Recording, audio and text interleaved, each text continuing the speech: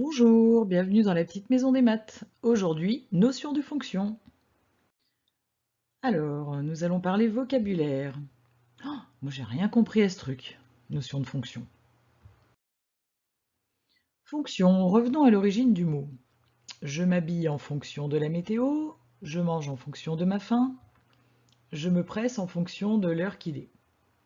Et en maths, je calcule un résultat en fonction d'un nombre de départ. Admettons que j'ai y égale 4x plus 5. Y sera calculé en fonction de la valeur de x. Si x égale 0, alors y égale 4 fois 0 plus 5 égale 5. J'ai remplacé x par sa valeur 0. Si x égale moins 2, y sera égal à 4 fois moins 2 plus 5, c'est-à-dire moins 8 plus 5, donc moins 3.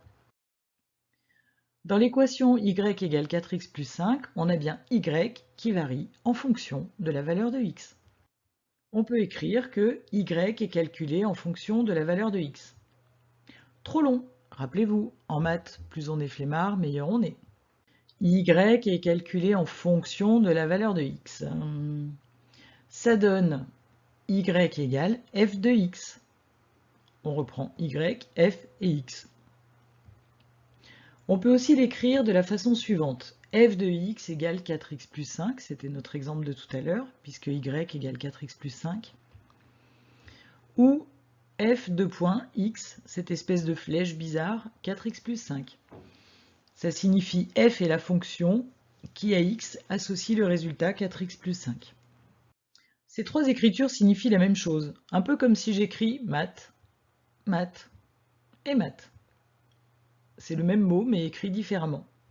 On note f de x, mais si on a plusieurs fonctions, on pourra noter f de x, g de x, h de x et continuer ainsi dans la suite de l'alphabet. On pourra également noter f1 de x, f2 de x, f3 de x, etc. Image, image. Une image, c'est quoi? Un dessin? Un tableau? Une photo?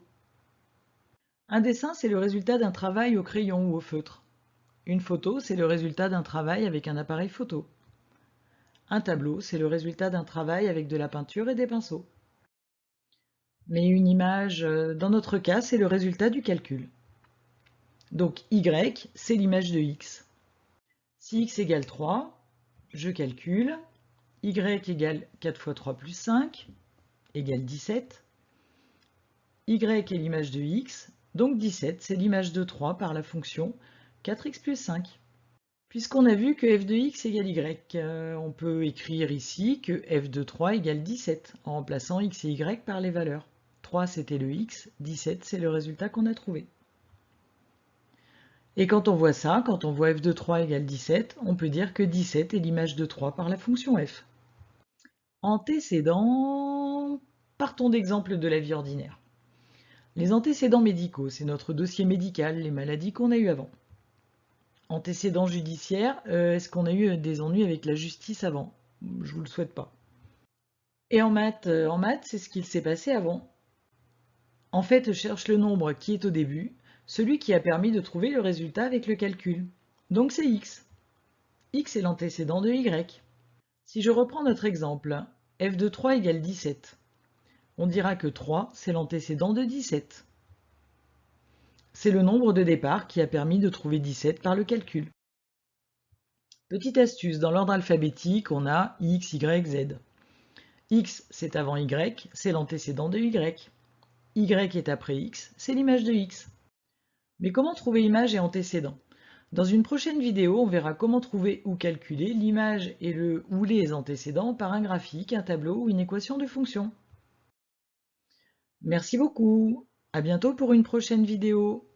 Et n'hésitez pas à vous abonner à la chaîne YouTube ou sur le site de la Petite Maison des Maths. Au revoir.